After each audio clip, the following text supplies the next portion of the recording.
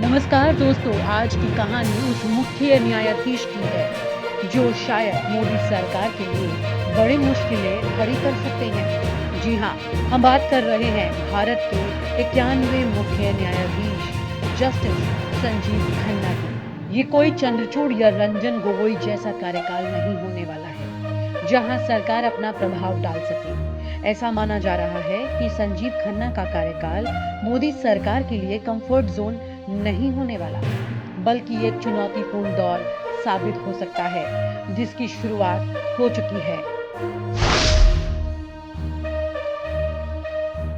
Justice Sanjeev Khanna भारतीय न्यायपालिका के उन नामों में से एक है जो अपनी निष्पक्षता और ईमानदारी के लिए जाने जाते हैं।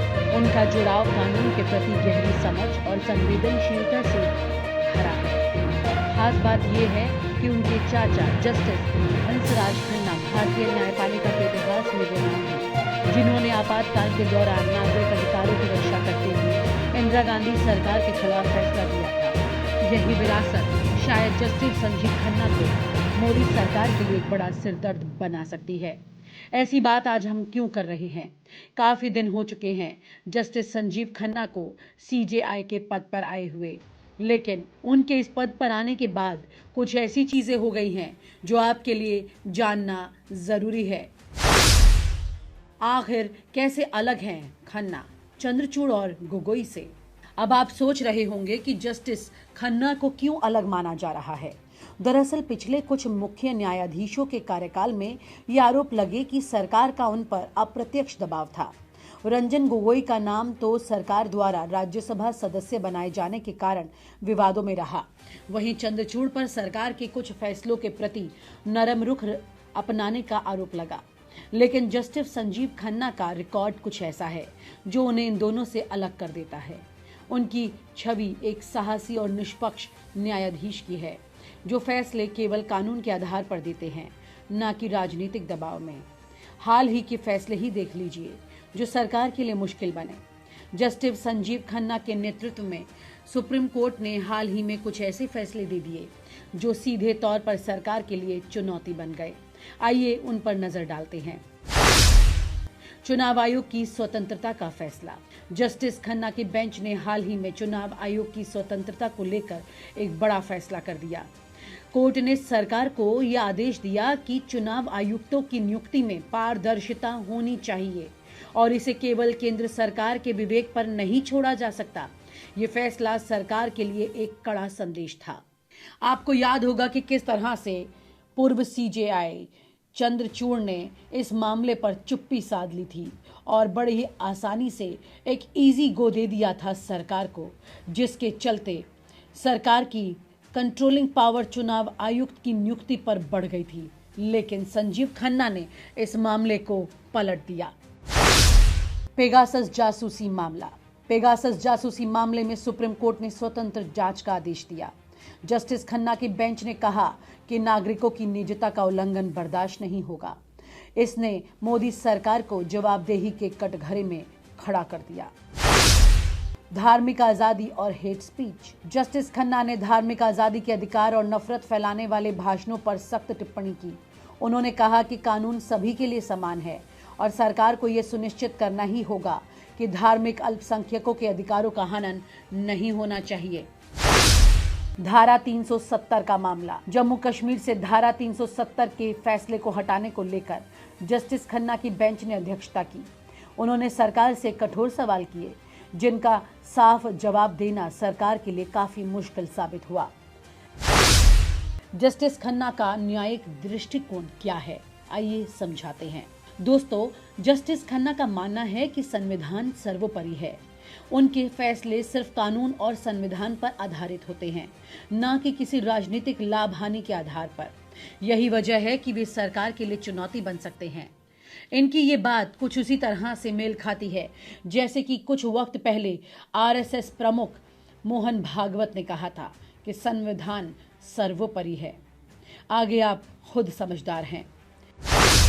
क्या मोदी सरकार के लिए बढ़ेंगी चुनौती खन्ना के कार्यकाल में?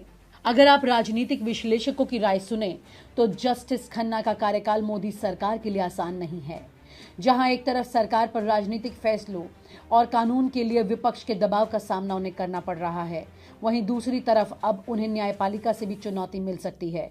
और हाल ही में आपने देखा भी कि कैसे जस्टिस खन्ना की बेंच में ईडी को कस के फटकार लगाई गई, ईडी को आईना दिखा दिया गया, ईडी की पावर उन्हें याद दिलाई गई, जिसका नाजायज इस्तेमाल वो नहीं कर सकते। और जिस तरह की टिप्पणी की गई वो तो और ज्यादा हैरान करने वाली है कि राजनीतिक प्लेटफॉर्म का इस्तेमाल वो ना करें। जस्टिस खन्ना के नेतृत्व में सुप्रीम कोर्ट ये सुनिश्चित करेगा कि संविधान और नागरिक अधिकारों की रक्षा होनी चाहिए। आइए बताते हैं भविष्य में और क्या हो सकता है। जस्टिस संजीव खन्ना का कार्यकाल आने वाले सालों में भारतीय लोकतंत्र और न्यायपालिका के लिए बहुत महत्वपूर्ण साबित हो सकता है। निजीकरण और सरकारी नीतियों पर कड़ी नजर, सरकारी नीतियों पर न्यायपालिका की सक्रियता बढ़ सकती है। नागरिक अधिकारों की रक्षा की बात करें तो खन्ना का रुख नागरिक अधिकारों को लेकर हमेशा साफ रहा है। वो किसी भी नीति या कानून पर सवाल उठाने से पीछे नहीं हटेंगे जो नागरिक अधिकारों का हनन करता हो। संविधान को सर्वोपरि रखना, जस्टिस खन्ना ये सुनिश्चित करेंगे कि सरकार संविधान के दायरे में रहकर ही काम करे। तो दोस्तों, ये कहानी बताती है कि जस्टिस संजीव खन्ना का कार्यकाल भारतीय राजनीति और न्यायपालिका के रिश्तों को कैसे प्रभावित कर सकता है। उनकी निष्पक्षता और साहस ये तय करेंगे कि संविधान और नागरिक अधिकारों की रक्षा किसी भी कीमत पर की जानी चाहिए। क्या जस्टिस खन्ना मोदी सरकार के लिए एक बड़ी चुनौती साबित होंगे या फिर सरकार उनके साथ एक नई सेटिंग बनाने की कोशिश कर सकती है? ये तो वक्त बता देगा।